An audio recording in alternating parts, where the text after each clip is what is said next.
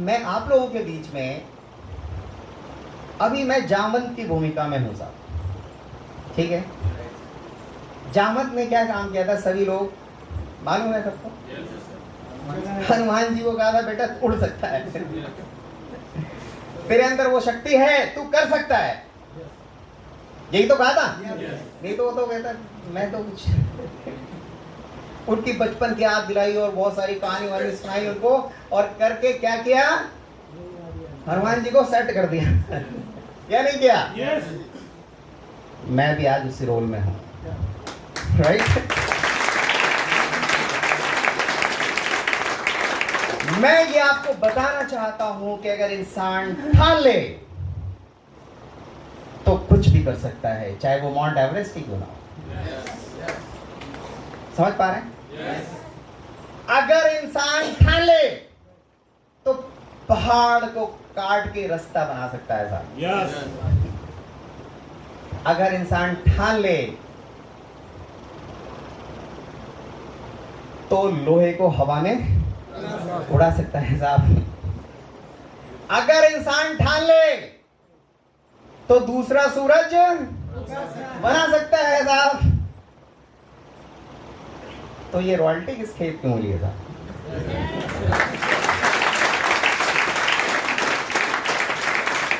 और टेक्निकल तो बाएं हाथ का खेल है, राइट। और डायमंड क्या है? कुछ भी नहीं है। अगर हमने ठान लिया तो डायमंड जा सकते हैं। और मान लिया तो साहब वो बारिश हो रही थी ना पिछली मीटिंग में बहुत सारे लोगों को बहाना मिल गया था, अब इस बार तो बहाना नहीं था तो हमें क्या करना है, मैं आपको यहां पर अभी जितनी भी बातचीत होगी उसमें मेरा उद्देश्य ये रहेगा दोस्तों कि अगर मैं कर सकता हूं तो यू कैन डू। आप भी कर सकते हो, मैं कर सकता हूं तो आप भी कर सकते हो। ये जामवंत की भूमिका में अभी थोड़ी देर तक मैं आप लोगों के बीच में रहूंगा, आपको जगाने के लिए, मैं आपको बताने के लिए और आपको समझाने के लिए कि जो आरसीएम नहीं कर सकता ना साहब, वो दुनिया का कोई काम नहीं कर सकता, क्योंकि इससे आसान कोई काम हो ही नहीं सकता है। पढ़े लिखे हो तो कर सकते हो, अनपढ़ हो तो और अच्छे से कर सकते हो अब ये कुछ लोग सोच रहे होंगे ये क्लाइमेक्स क्या है। अनपढ़ आदमी अपना दिमाग नहीं लगाता, अपलाइन जैसा कहेगा यस सर, पढ़ा लिखा थोड़ा किंतु परंतु एक बट होता नहीं होता है yes. वो लगाएगा। तो हर एक व्यक्ति के लिए सिर्फ एक कंडीशन है, चाहे वो लड़का हो लड़की हो, बूढ़ा हो बूढ़ी हो, कोई एज फैक्टर नहीं है, कोई पढ़ाई लिखाई का कोई इसमें कंडीशन नहीं है, और किसी भी तरह का कोई धर्म जाति का कोई भेदभाव नहीं है। यहाँ पर सिर्फ एक कंडीशन है, और वो कंडीशन वो भी आरसीएम की तरफ से नहीं है साहब, वो गवर्नमेंट की तरफ से है। क्या है कि आपकी आयु कम से कम 18 साल होनी चाहिए, नहीं तो बाल श्रम में है ना, वो जो है कानूनी तौर पर जो है इलीगल है, ठीक है। और कोई किसी भी तरह की रुकावट नहीं है दोस्तों आपको कामयाब बनाने के लिए। हर व्यक्ति के लिए बराबर अपॉर्चुनिटी है, बस बशर्ते शर्त यह है कि आप ठान लो। और आज मैं ठनवा के भेजूंगा अरुणिमा सिन्हा को जानते हैं आप लोग? yes. उनकी दोनों टांगे कट गई थी एक्सीडेंट, ठीक है, दोनों टांगे आर्टिफिशियल थी, और उस लड़की ने ठाना, क्या ठाना कि माउंट एवरेस्ट पता करना है। क्या नहीं किया? किया। मैं आपको माउंट एवरेस्ट पे नहीं चढ़ा रहा हूं मैं तो सिर्फ ये कह रहा हूं कि आज अपनी कामयाबी की, अपनी सफलता की डेट आपको लिखनी। आपको अपनी रॉयल्टी की डेट आज तय करनी है, ठीक है, क्योंकि जब तक गोल सेट नहीं होगा तब तक आपकी कामयाबी सेट नहीं होगी। इसलिए आज आपको गोल सेट करना है। एक स्टोरी मैं आपको बता रहा हूं। दो दोस्त थे और उन दो दोस्तों में किसी एक दोस्त को हम जैसे आप जैसे किसी डायरेक्ट सेलिंग के डिस्ट्रीब्यूटर ने उसको ज्वाइन करा दिया, ठीक है। अब ज्वाइन कराने के बाद होता क्या है, जब कोई कॉन्सेप्ट क्लियर हो जाता है, जब समझ में आ जाता है, तो वो सबसे पहले किसके पास जाता है? अपने दोस्त के पास ही जाता है ना, अपने परिचित के पास, अपने रिश्तेदारों के पास। ये अलग बात है कि उनसे रिजेक्शन मिलता है ना, वो मैं अभी आगे आऊँगा उस बात पर। तो वो सबसे पहले अपना जो भाई बेस्ट फ्रेंड था, जिगरी यार था, वो उसके पास गया और उसको वो पूरा प्लान बताया कि भाई ये इस तरह का काम है और इस तरह से पैसे बनते हैं और बहुत सारे लोग इसमें पैसा कमा रहे हैं। तो उसने छूटते ही कहा कि ये जोड़ा जाड़ी का काम जो है ये अपने समझ से बाहर है, ठीक है, आइंदा जो है इस बारे में मुझसे बात मत करना। अब वो जिस बेचारे की हवा भरी हुई थी वो किसी मीटिंग में, जैसे अभी मैं हवा भरने की कोशिश कर रहा हूँ, तो वो क्या कहते हैं, पंक्चर करने वाले भी बहुत सारे, सुई चबाने वाले लोग आपको मिलेंगे, बाहर घूम रहे हैं, ठीक है। तो अब वो बड़ी उम्मीद से वो दोस्त उसके पास गया था, लेकिन जब उसको रिजेक्शन मिला तो वो मायूस होकर वापस आ गया और फिर अपने अपलाइन से बात करी। तो अपलाइन का रोल क्या होता है साहब? जामन का रोल। अरे नहीं कोई बात नहीं, 142 करोड़ की आबादी, उसने मना कर दिया तो क्या हो गया, तो पूरा हिंदुस्तान पड़ा है, चिंता मत करो, उस मीटिंग में आओ वहाँ तुम्हें जो है नई शिक्षा हम देंगे। तो फिर वो चार्ज हो गया और वो करता रहा। अब वो जो उसका देखो टांग खींचने वाले लोग जो होते हैं वो पीछे पड़े रहते हैं अक्सर, हम लोगों के भी और जो डिस्ट्रीब्यूटर्स के भी। तो उसका दोस्त जो है वो क्या करता था पता है?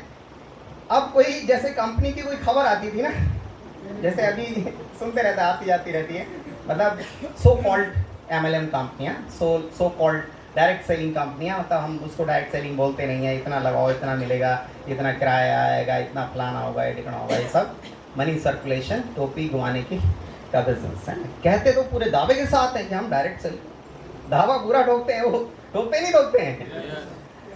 तो इस तरह की खबरें जब आती थी तो सबसे पहले वो फोटो खींचता था, स्क्रीनशॉट लेके, और उसको भेज देता था कि देख एक और घोटाला, ठीक है। और अक्सर जब भी उसका शाम के टाइम फोन आता था तो उस दोस्त को पता लग जाता था कि अब ये कोई ना कोई नई खबर बताने वाला है। समझ रहे मेरी बात?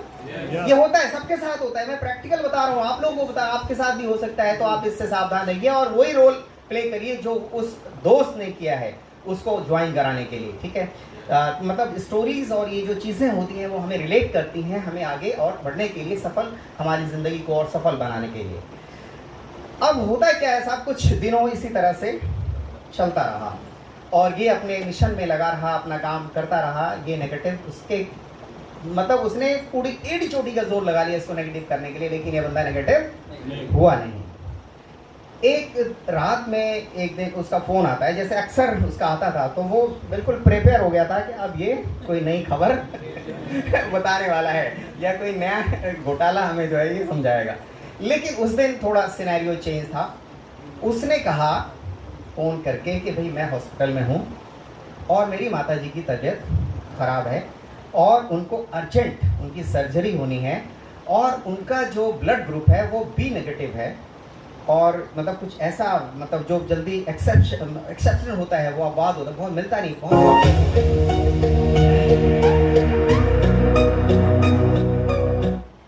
वो जो ब्लड ग्रुप होता है वो बहुत कम लोगों में मिलता है, वो ब्लड ग्रुप शायद B नेगेटिव बताया उसने, O नेगेटिव, हाँ जो भी है, मतलब जो बिल्कुल रेयर होता है, कम लोगों में होता है।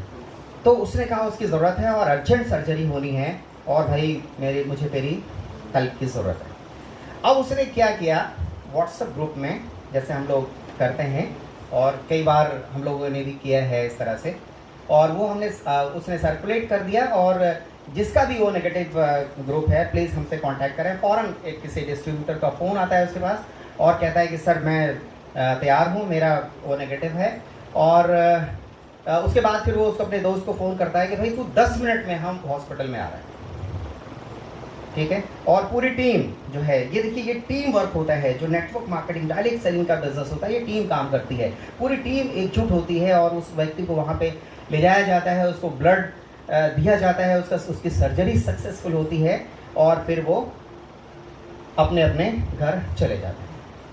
2-3 दिन के बाद उस दोस्त का उसके पास फ़ोन आता है, तो पूछता है कि और भाई माता जी ठीक हैं, सब बढ़िया? कह रहा हाँ भाई क्योर हो गई, सही हो गई।